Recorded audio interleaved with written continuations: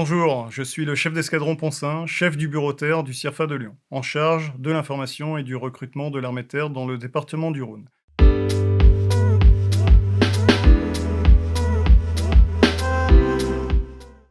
Pour les étudiants de l'université Lyon 3, nous pouvons vous proposer tout un panel de filières de recrutement.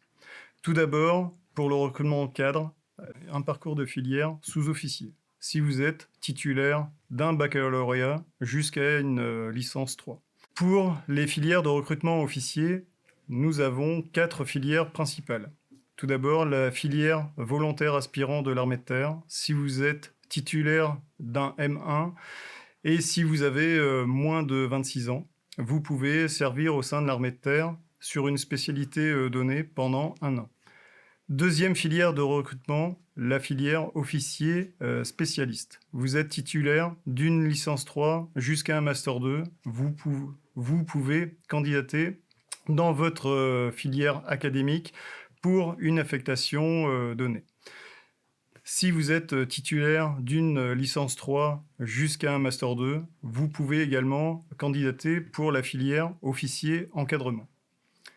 Enfin, la filière concours vous sera ouverte que si vous êtes titulaire d'un Master 2 et que vous avez moins de 25 ans l'année du concours.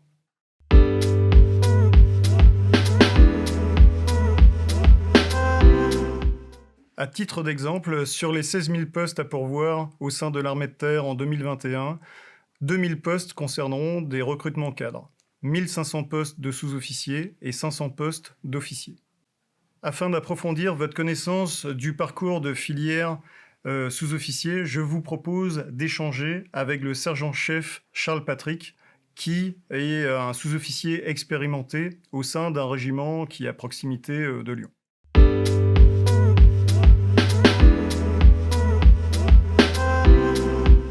Alors, mon parcours scolaire, il est classique. J'ai fait un bac S, voilà, que j'ai obtenu en 2009.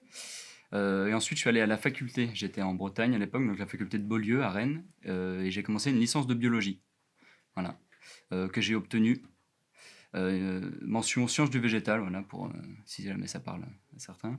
Et j'ai commencé une année de master que je n'ai pas fini, puisque je me suis engagé. Donc voilà, ça nous mène à 2013. Voilà, et je me suis engagé donc à l'armée suite à une déconvenue. J'ai pas trouvé de financement pour continuer mon master. Du coup, j'avais envie de m'engager avant et je suis parti. Du coup, je suis revenu sur mes choix et j'ai arrêté mon master et je suis parti à l'armée. Voilà. Et ça se passe plutôt bien.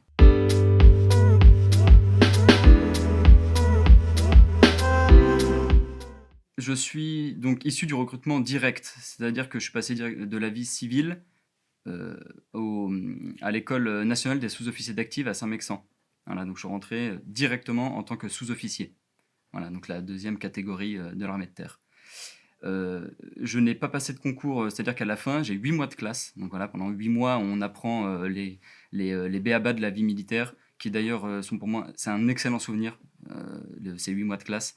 Et à la fin, c'est la moyenne, il y a un classement. Voilà.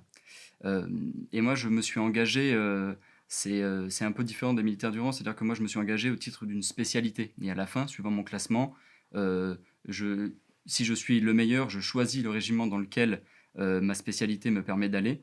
Ou alors, si je suis en bas de classement, je prends les places qu'il reste. Voilà.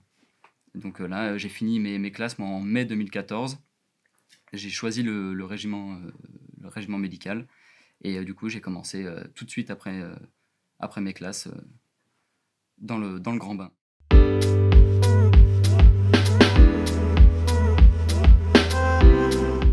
Oui, tout à fait. Alors, on a la chance, enfin moi à l'époque, d'être formé très correctement à Saint-Mexan-l'École.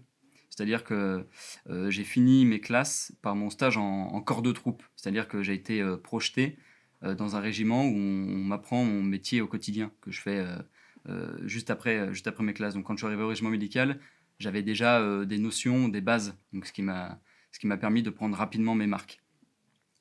Ensuite, mon métier, il a différents aspects. C'est-à-dire que j'ai une spécialité. Je suis de spécialité NRBC, donc nucléaire, radiologique, biologique, chimique, que je ne fais pas tous les jours au régiment médical. C'est-à-dire que je vais le faire ponctuellement, donc quelques semaines dans l'année pour former des jeunes et maintenir mon niveau opérationnel.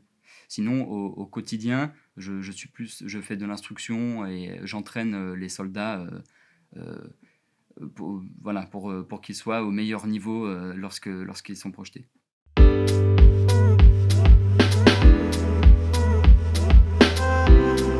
Alors, étant donné que je suis issu du recrutement direct, là j'arrive à une période où j'ai le choix.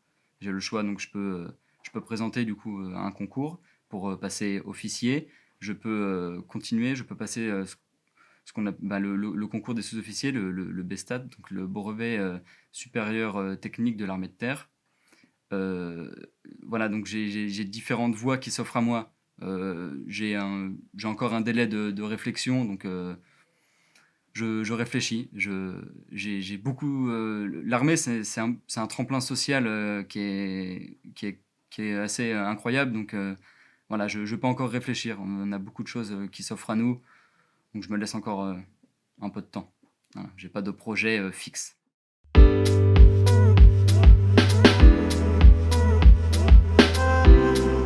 Le plus surpris? Alors j'ai une anecdote qui est assez drôle. À l'armée, il y a une notion qui est très simple qu'on appelle l'ordre serré. Voilà, donc lorsqu'on est au garde à vous, en ordre serré, il est interdit de parler et de bouger. En 2015, j'ai fait des classes, donc une formation générale initiale pour des jeunes soldats, et je conduisais une séance d'ordre serré. Et on défilait au pas en chantant. Et j'ai un jeune qui, entre deux couplets, a levé le bras et a demandé la permission de parler. C'est très surprenant. Donc, de surcroît, j'ai commandé la section de s'arrêter, je l'ai mis au repos, et je lui ai demandé de m'expliquer ce qui lui était passé par la tête. Et il n'a pas su me répondre. C'était très drôle, quoique déroutant sur le coup. Voilà l'anecdote la plus drôle que j'ai vécue.